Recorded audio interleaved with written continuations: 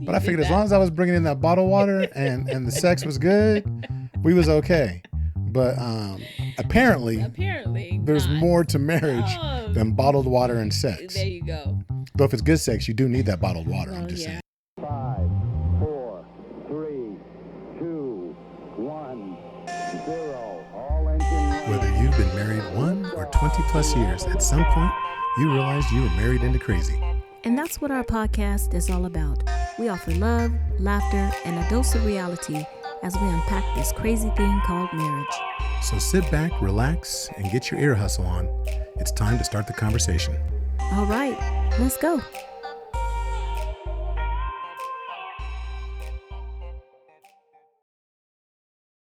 Welcome to episode 98 of the Married into Crazy podcast with Snooks and Lovey.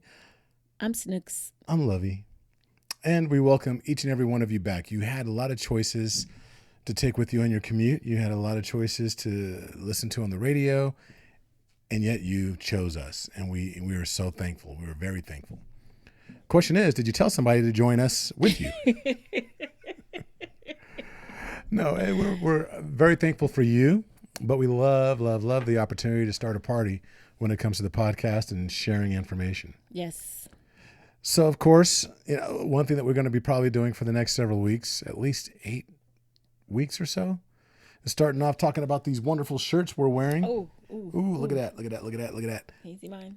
Part of that Ashlyn Cole fan club. Hashtag $1 Million Voice.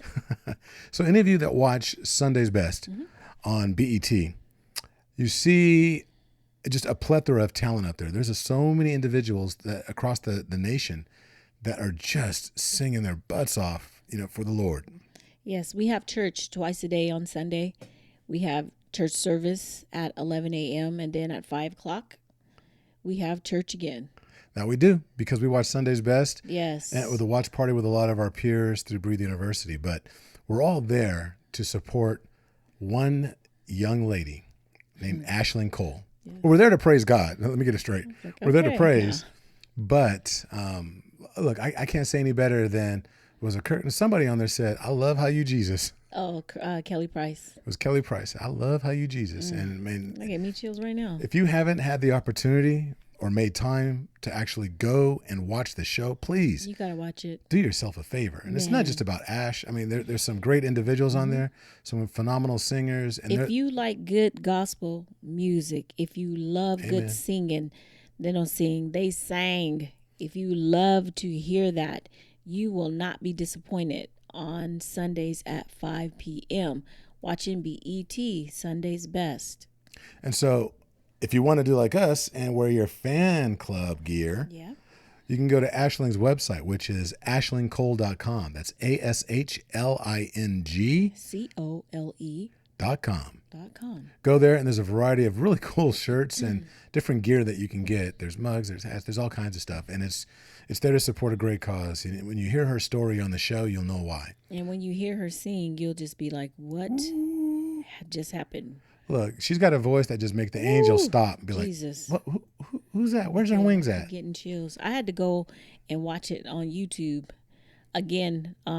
Yesterday, I got on the treadmill and I went to YouTube and just to see if they had, and there she was, Ashlyn Cole, Sunday's Best. And they had these two guys. I don't know who they are. I can't call their names, but they're reaction videos. And first 2 notes, the dude stopped and he's like, I quit. I give up. Because she just shut it down.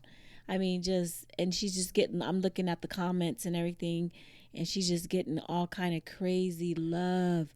And it's not just, we're not just saying that because, we know her and, anything like that. When you hear her sing, you will be saying, okay, the hype is real. It's not a joke. This is real business. Yeah, she's doing God's work. She really is. Just beautiful. And then her spirit also, just a lovely, just beautiful, pure spirit. So, yeah. And I think I said it last week, but when I got the diagnosis for bladder cancer, I immediately called my wife, and then the next call was to Ashley. And, she prayed with me and she gave me some words of advice, and she's that person. She's that individual. When you're going through something, that you pick up the phone and that's who you call.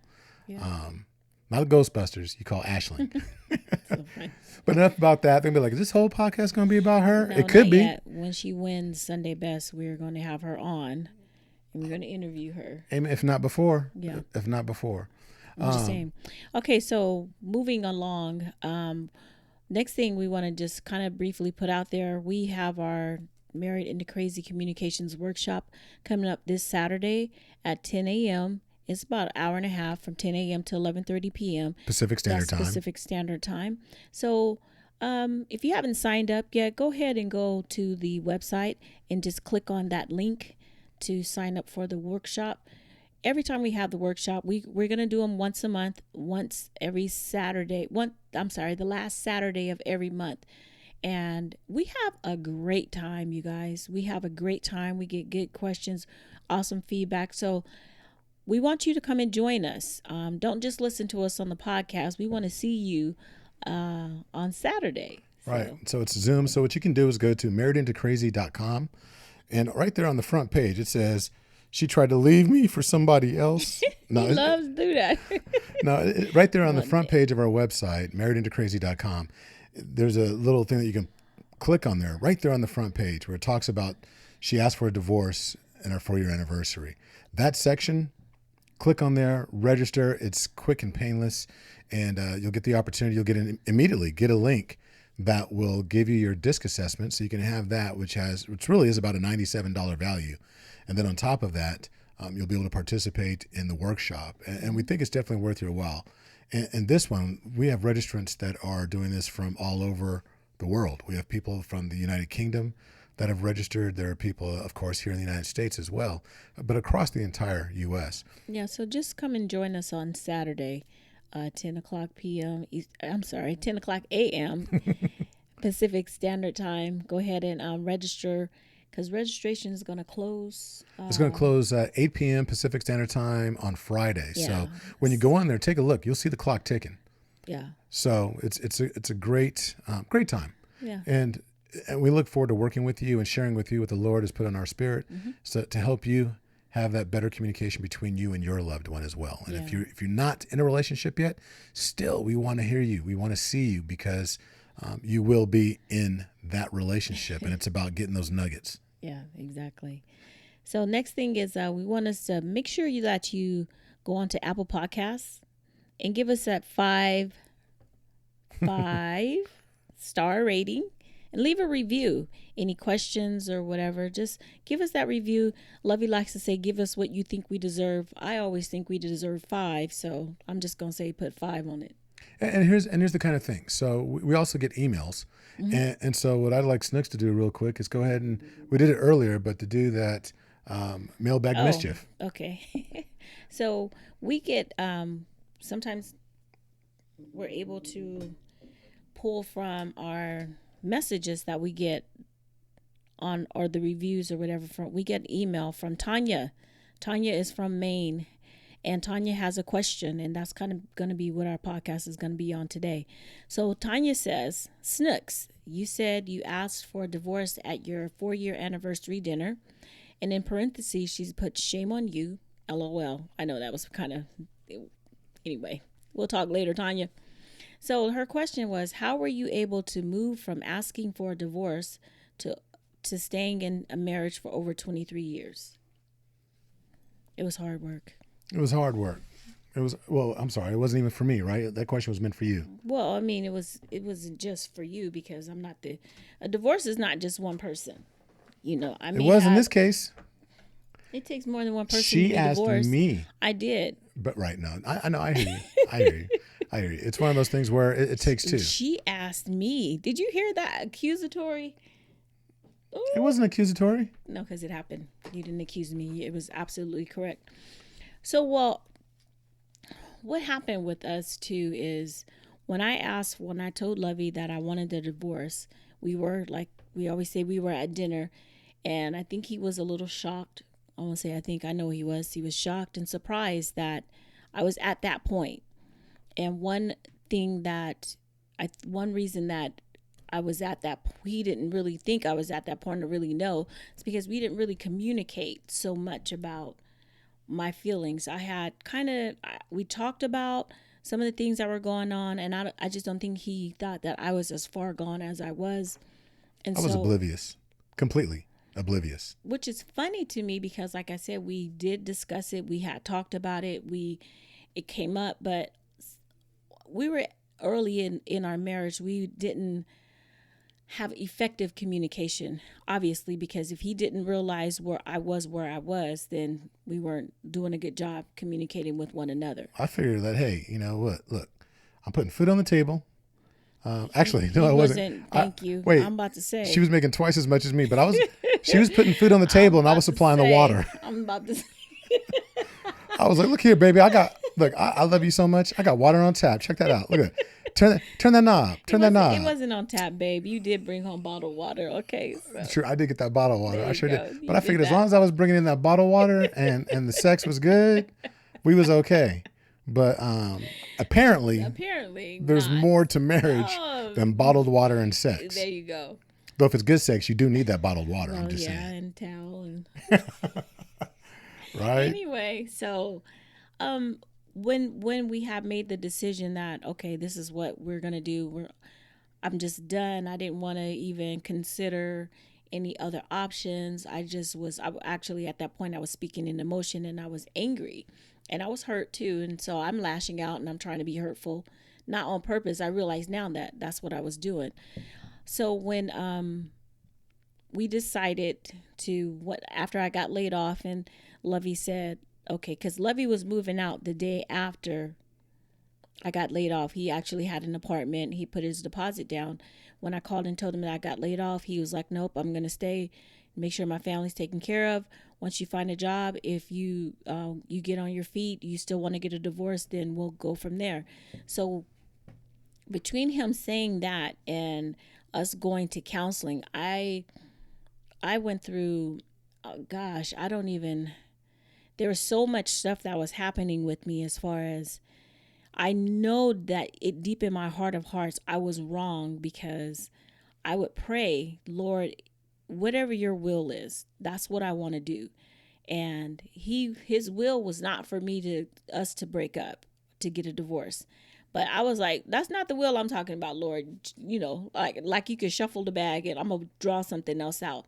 But I had to take a step back and really, when I say I prayed, I mean I prayed, I cried, I'm prostrate on the ground. And I mean, it was just, I really had to let the Lord just take over. And I'm so glad that I had good people that were around me. You know, Lovey and I, we talk about Iron Tribe, and my mother is, and my grandmother, you talk about some prayer warriors. My big sister, Tammy, she was like, okay, sis, let's get in it. You know, let's get into it. So I did a lot of praying and I got a job. Like I said, I never looked for a job so hard and so fast in my life. I promise you, because my mind was this Negro, he gonna get out our house. He gotta go. That's but funny. But I think once I calmed down and I partially got out of the emotional part of it, and I started really thinking about what it was that I wanted, what it was that made me unhappy. Is it fixable? Can we fix it? Can we move past it? I realized that, okay, I acted in haste and we decided to go to counseling. And that's what we started doing. And I'm going to be honest with you, I was not a willing participant in the initial counseling. I think I sat there, and I think I've said this before, I sat there and I'm pretty much tapping my fingers on my other hand, and I'm kind of looking at my watch, and I'm not trying to be disrespectful of the counselor's time, but at the same time, I'm like, I'm not trying to hear what you're trying to say, man. You don't even know what I'm going through. That's kind of how I felt. And so it was, I had to open up my heart. And there's a scripture that talks about not hardening our hearts, and I can't call it off the top of my head, but there's a scripture about not hardening our hearts. And okay, if I'm being honest, I was trying my best to just stay angry. You know, I don't know if you ever been like that before. You just try hard. I'm gonna be hard, and I'm gonna be mad. I'm gonna try, and I'm gonna stay this way. But eventually, I stopped being angry or as angry. And so I started being honest with myself, and I started just really thinking about what it was, and if it, like I said, is it fixable? And we deemed that it was fixable. The marriage was worth it, because this was something that I prayed for. I prayed about this. I prayed about this man, and I believe that the Lord sent him to me. We were to be together, especially the way that we met and the way all the chips fell for us to even meet in the first place. So I was just able to change my heart and change my mind and start really working on myself. It wasn't just pointing fingers at Lovey and saying, this is what you did wrong, and this is what you made me mad about, and this is how blah, blah, blah. I had to say, okay, how did we get to this point? How do we move past it? I couldn't just blame Lovey for everything. I really had to take a look at myself too and ask, what part did I play in the demise of, the blissful, the non-blissful years, I should say. So once I started really being honest with myself and opening up, that's when the changes started coming, I think. And yeah, I'm still here, folks. Wow. No, so I think that also, when you say that you were going through it and you started to open up, I think there was also some self-realization on my part. It wasn't just you saying, okay, what did I contribute to this? How much of this is me? I also had to take responsibility for what I wasn't doing. And what was coming to light was that I wasn't standing up being a man. Now, I was grown and I could do man things, but I wasn't being a man in the respect of the relationship, meaning standing up for my wife, meaning acting as that barrier, that protection wall, if you will, for her and my family. And it's nothing like super serious, but it was one of those things where I'm not talking about serious enough. I'm talking about, it's not like somebody had a gun and they were trying to shoot the family. No, but what it wasn't anything like that. No, nothing like that. Well, aside from me getting stabbed, but that's a whole other story. But then again, it always comes back to that. If you think about it, everything always comes back to that. It does. And it's funny. We're talking about divorce right now and what we went through, and that was the zip code. We're divorced? No. No, but it was divorce that we were. It was on our doorstep, and like we joke about it, but divorce was not just. Look, we say that divorce was knocking on our door. It knocked on our door. The door was wide open. The challenge was the U-Haul was there. The U-Haul was there. Had a deposit. Had an apartment in the whole 9 yards. Mm-hmm. But then we tried to walk through the door at the same time and got stuck. We couldn't even do that right. Right? I was like, no. There's a good reason why I had you gain them extra pounds, because we don't want y'all getting through that door. But it was one of those things that we had to go through at the time. So we were in a specific zip code. Where we lived in that moment was someplace that we needed to move from. But before I move on from this and talk about, now that's going to be the topic of this podcast, is what's your zip code for your relationship? But before I go there, I do want to point out that I just recently was asked to participate in another podcast. I have some friends that run a podcast called The Male's Perspective. Phenomenal. I mentioned it a while back. It's Words Taylor is a friend of mine, and some other folks, two of his best friends. And they're going to be running a series, and it's about divorce. The first one hit earlier today on Tuesday, but he asked me if I would actually come on to talk about my experience with divorce, and we'll see how that goes. So it should be airing next Tuesday. So if you get an opportunity, please put The Male Perspective. Male or males? I think it's The Male's Perspective. I have it in my queue. I listened to it. Like last week's was called, Does Size Matter? And that episode was fire. Use your imagination however you want, but you got to listen to that episode. All you women, fellas, all of you need to listen to that episode. It was anointed. It was an anointed episode. It was that good to where I'm coming on my show talking about what they talked about last week. Okay. It was bomb. It was absolute bomb. And so I just feel blessed and honored that Words would ask me if I would participate. So I'm pretty sure it's going to be this upcoming next Tuesday. Every Tuesday, The Male Perspective comes out. If not, then it'll be the following Tuesday. Mm-hmm. Keep an eye on our social media so you can see when it comes out, because I'll definitely alert you to it. Now, when we're talking about what zip code do you live in, where's your zip code? If you think about your relationship, where you are right now, it's just like your house. It's where you live. It's where you are as a husband. It's where you are as a wife, as a significant other, as a soulmate, whatever you want to call it. Where you are right now is your zip code. But the challenge is, more times than not, we want to move from this particular zip code to a better zip code. Amen.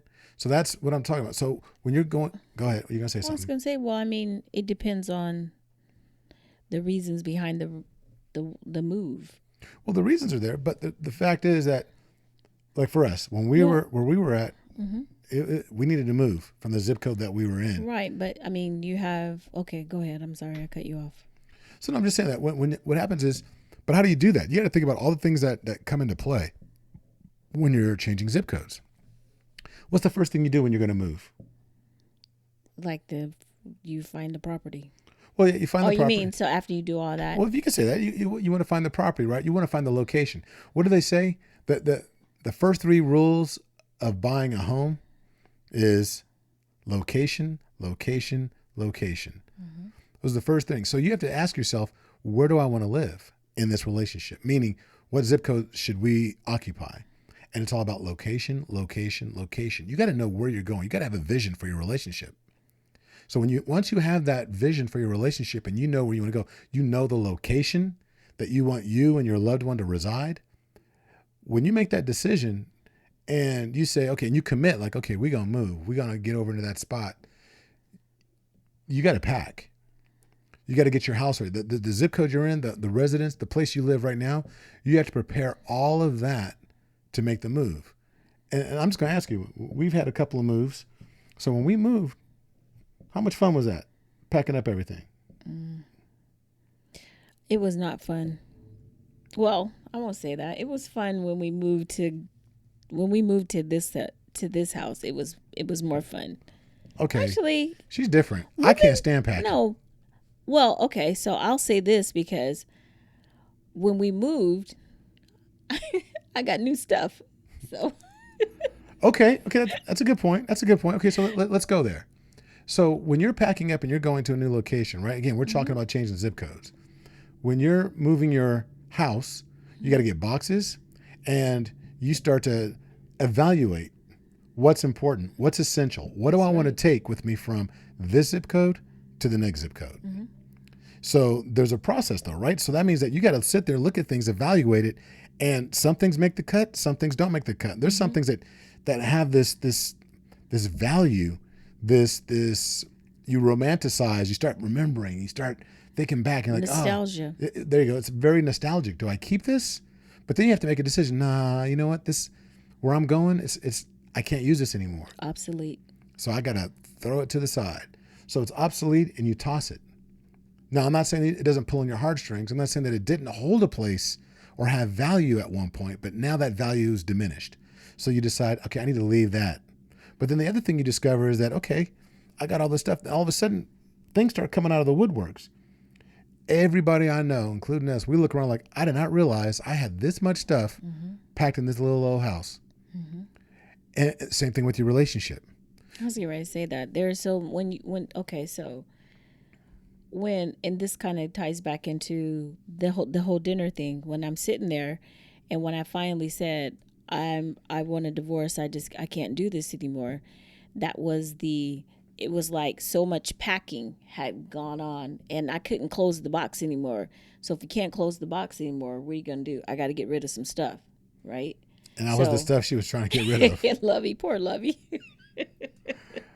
But I had to, when I started going through counseling when we started going through counseling and we started evaluating what our relationship, I was like, oh, I didn't know I was still angry about this. Oh, I didn't realize that I was still upset over that. I mean, there's so much stuff that had been buried down deep that I had stuck in the box a long time ago. So now we're taking stuff out, and I'm like, ooh, well, I still have this. Right? Well, I better get rid of it. Or for real though. I mean, there's those things like where you sit and you start thinking about, oh, okay, well, I got this. I got these pictures. Why I got these vacation pictures of me and my ex from, you know, 4 X's ago. Or right, whatever. right. All that. And you start realizing, okay, so just like that vase that you had handed down from your great aunt Sally, that you didn't really like the vase, but you took it because you didn't want to hurt her feelings. But for whatever reason, 15 years later, you still have it. You know, so it's like, okay, will this better serve somebody else, or do I need to get rid of it? So you set that aside, and then you realize that some of these things that I've been packing along for a while need to go. And that's some of the attachments we have to old feelings, attachments we have to some things. You know, when you're resentful, there's some things you just don't let go of. And we need to let go of some things. That argument that took place 12 years ago, but you keep it in your hip pocket just in case I want to reference that. No. See, that's the time. That's because just like when you... That's right. And you hold on to that thing needs to be unpacked and thrown away. So when you're changing zip codes, there's that evaluation piece. I think that too, like you were saying, a lot of the stuff that we hold on to, that's, be it good or bad, a lot of it is just our comfort. It's our comfort zone. As miserable as I was and as hurt as I was very comfortable. And I won't say I liked being there, but I was comfortable in that space because it allowed me to lash out or to be, it validated my feelings, or it validated why I felt the way that, you know, what happened with us is we both had to learn to make peace with our past. And by making peace with the past, I was able to let it go. Just like with the vase, you make peace with, oh, okay, well, she gave it to me. I liked it, or I didn't like it. I kept it for a while.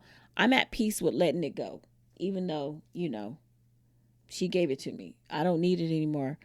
That's part of something that I'm not going to bring here to my new spot. And it's something that I'm not going to miss either. So, right. So you come to terms with it. So then you get past that, right? So you get past that packing stage. You're like, okay, we've got everything we want. But then you also recognize that we got rid of a lot of stuff. You know, the mattress was old. The couch was worn. We got to get some new stuff. So when you move into that, as you're moving into that new location, you don't just show up there with no furniture.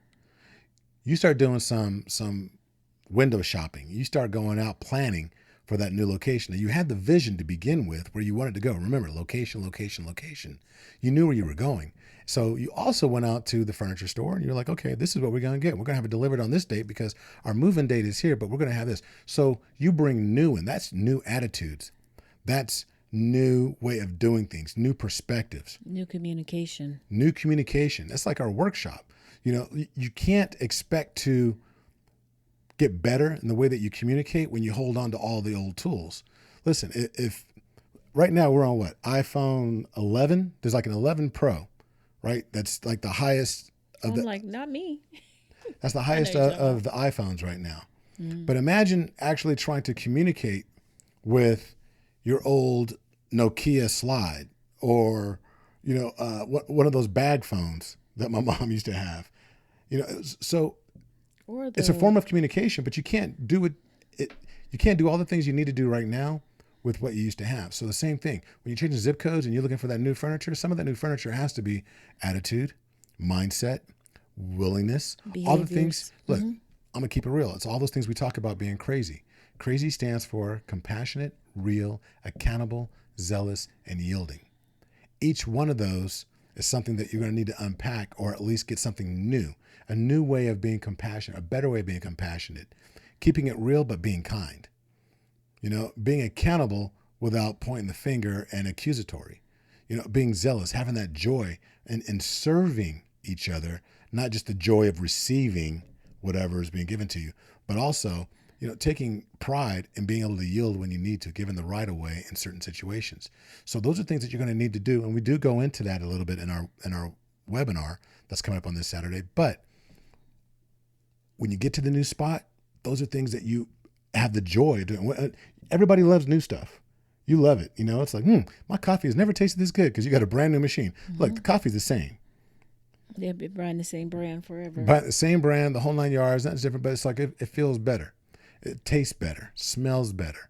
And some of that is just a mindset, right? It's in that subconscious, you think it's better. Same thing when moving to that new location when it comes to your relationship. Now, before you get there, though, you got everything packed up. What you need to do is you need to call some friends, because more times than not, you don't just pack everything up yourself. You call your closest homies. You call your aces, the people that got your back no matter what. Because let's be honest, your family don't show up half the time. They're like, oh, yeah, I'm going to be there. I'll be there to help you out. I'll be there at 7 a.m. You're like, all right, cool. 9:30, 10 o'clock, 12. Oh, see, what happened was, yeah, man, I overslept, but you good though, right? You good. You had some other folks. I wasn't the only one. So the people that show up on time, you're supposed to have 7 or 8 people that are going to help you, but usually only like 3 or 4 show up, and y'all do all the work to make that move. Look, same thing in your relationship. When you're trying to change zip codes, we talk about an iron tribe. Those people that show up to help you move are those same people that you trust on moving day to help you pack up your stuff and with all your valuables, to put them neatly in the truck, and they help you do that. And they're willing to give up their time to help you. Those are the same people that when you're changing zip codes in your relationship, that you can rely on, that you confide in. It's not your single friend. We always come back to that. I'm not saying single folks don't give good advice, but single folks give single advice. Single folks don't have usually the temperament to deal with the things that we deal with in a marriage or a committed relationship. Yeah, because it's always from the perspective of them. When you're single, a lot of times you're only thinking about how what you're doing is going to affect you. When you're in a relationship with a spouse, I can't just think about what I want to eat for dinner. I have to think about what does Lovey want too. So I'll say, hey, babe, what do you want for dinner? And he'll tell me what he wants. If I don't want that, I'm like, okay, so then we'll compromise, or we'll talk about what we're gonna, if my single friend doesn't have to, she's be like, oh, I just went and got me some McDonald's or whatever it is. And like Lovey said, it's not that single friends, they can't. But when you're single, you think single. You don't think married. So married means one. It means more than one. So my conversation is now going to be about more than one person. It's going to be about how the two of us, just the two of us. Just the two of us. Now, Lovey, we've already discussed you not singing on the podcast. I'm tired of you shaming me. You can't even say it right. No. But no, right? So now you got your friends, right? You got your closest allies that are going to help you move, the people that you confide in, your aces, the confidants. And then you get to the spot and you unpack. But when you're unpacking, now now you're at that spot where you're like, okay, now we're here. Where am I going to put all the stuff that we have? And so there's great care that goes into putting everything in the right place. Mm-hmm. But if you remember this, though, there's quite a few of us, the great majority of us, I would venture to say, you live out of boxes for a while because you haven't quite gotten to the point where I know exactly where I want to put this. I know it's important. I just don't know where to put it, or the same thing with our relationship. When you move into that new zip code, when you're trying to have a better mindset, better communication, more love, more caring, there's some things that you don't quite unpack. It might be the sex. It might be the intimate conversations about the next step, because it's got to be done in steps, in baby steps.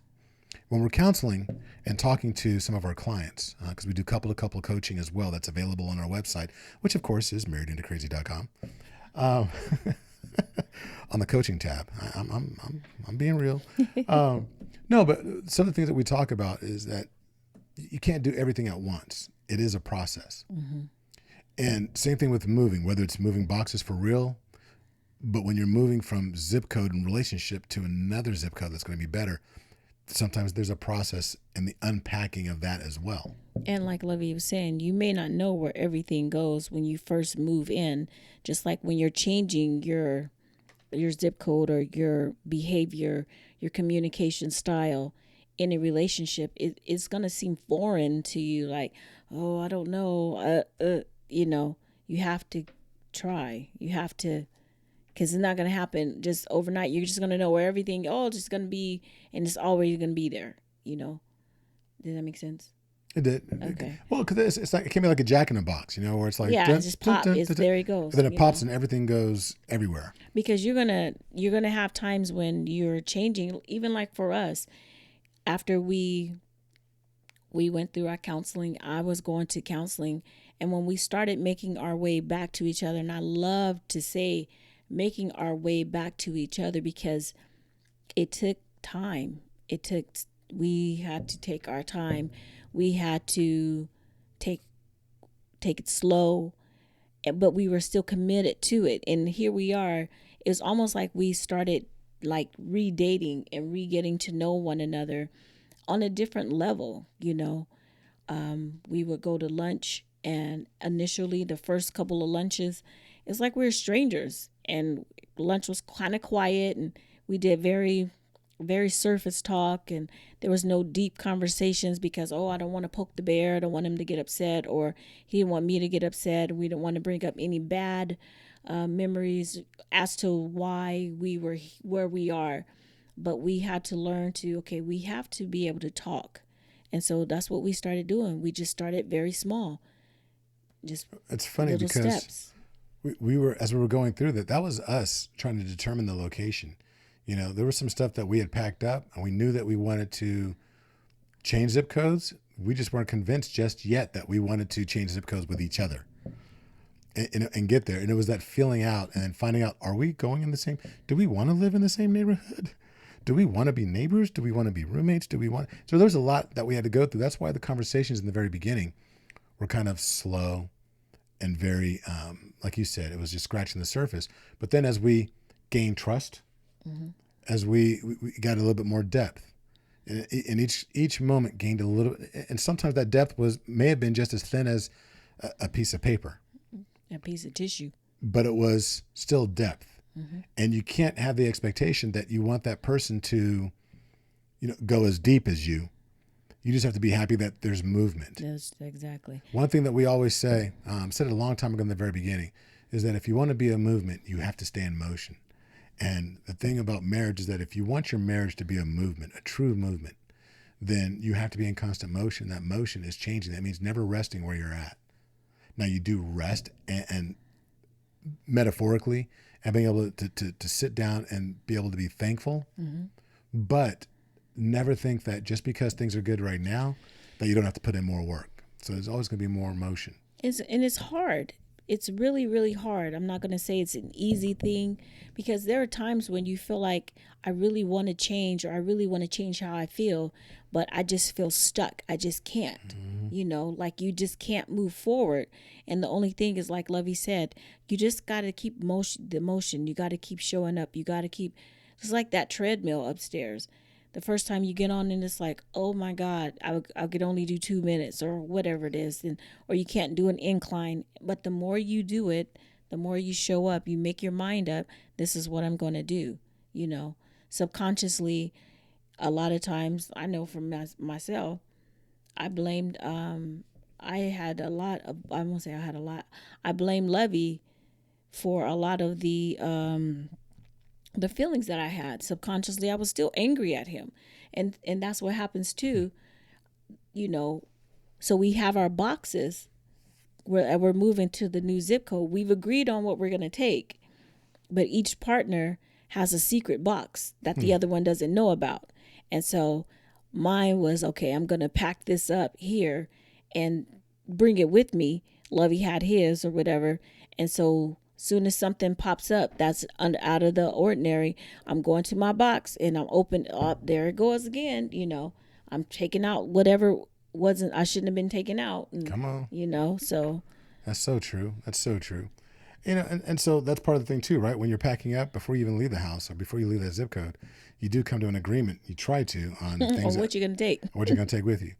I lost some of my favorite shirts because she would not allow them in the new house. She's like, nope, out with the old. Out with the old. But see, all these things that we're talking about, changing the zip code, I think it's crucial that you really take inventory of where you're at right now. You do that with the DISC assessment and knowing where you are as a person, how you're doing certain things, why you're doing certain things, and your preferences. And then you're able to really, truly gauge where you want to go. And again, I know I keep coming back to it, but it's available. Look, when it's free, right, we're trying to give it away to you because that was a commitment we made when the pandemic started, that we wanted to give something back to the married community.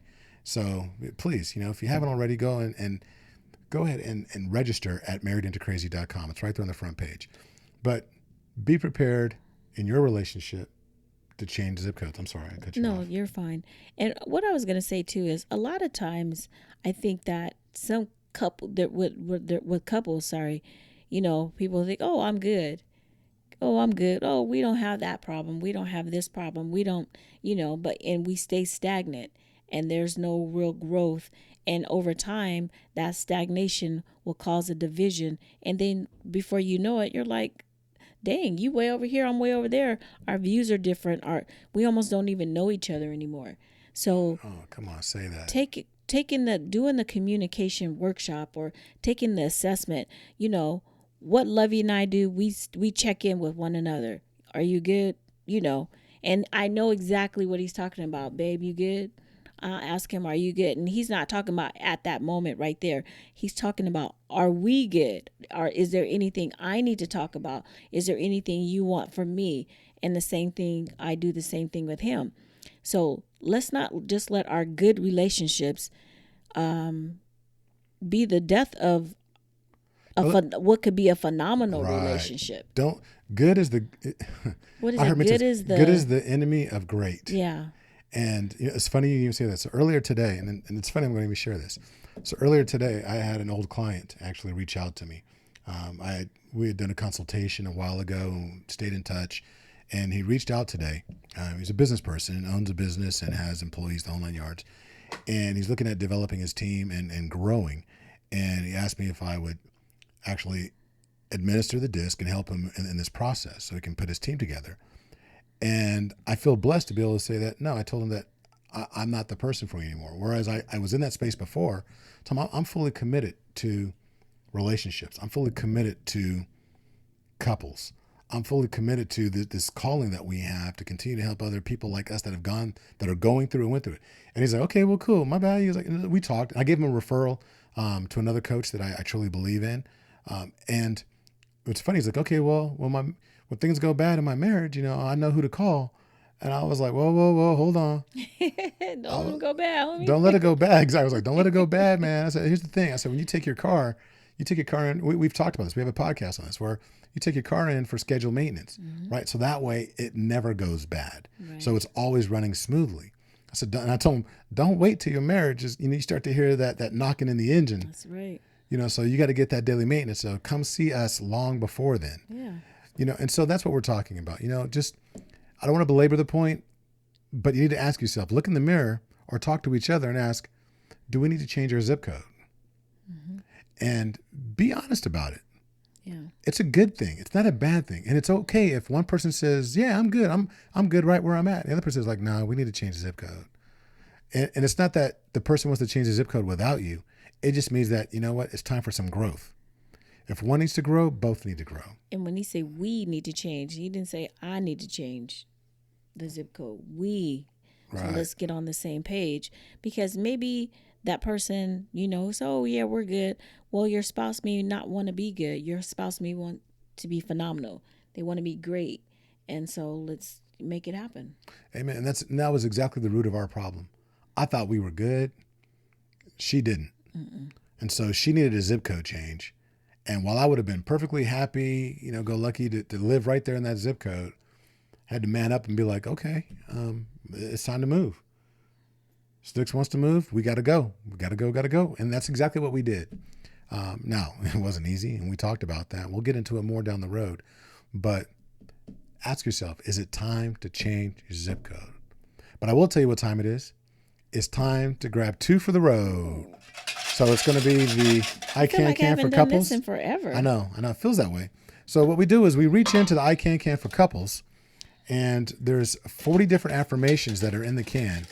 And you pick it, you can use it for that day or you can use it for that week. We choose to use it for that week.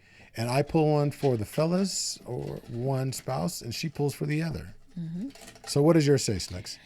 I can put my significant other's needs first. Oh, this is crazy because mine says, I can find ways to serve my partner. Hey, that's what I'm talking about. And that's a great illustration of sometimes you're supposed to do the exact same thing, but it sounds a little bit different. There you go. Sounds just a little bit different. I'm a high D on the disc. She's a high S and C. And so we want the same things a lot of times. D and I. You're not a I. I said That's you. a D and I, and you're a high. No, I think you said you're high D. See, here we go. You Here said we I'm go. a high D. Nothing like on the closing out with disc. an argument. Really? Why does it have to be an argument? Anyway, hey, look, we're very thankful for each and every one of you. We hope to see some of you a lot of you, We hope to see all of you. all thousands and thousands of you, on the webinar this weekend. Again, go to marriedintocrazy.com, and right there on the front page, go ahead and select that button that says, I want to join the webinar, or whatever it says. It's an orange button right there. But what we're about to do now is do our part for social justice. We're going to observe 8 minutes and 46 seconds of silence. If you're driving right now, please take a moment and just embrace the silence and think about, is there anything more that I can do for my community so I can make sure that my brothers and my sisters, regardless of race, are receiving the equal amount of love that we are all due as a human race. So 8 minutes, 46 seconds. Until the next time, be blessed. Bye-bye.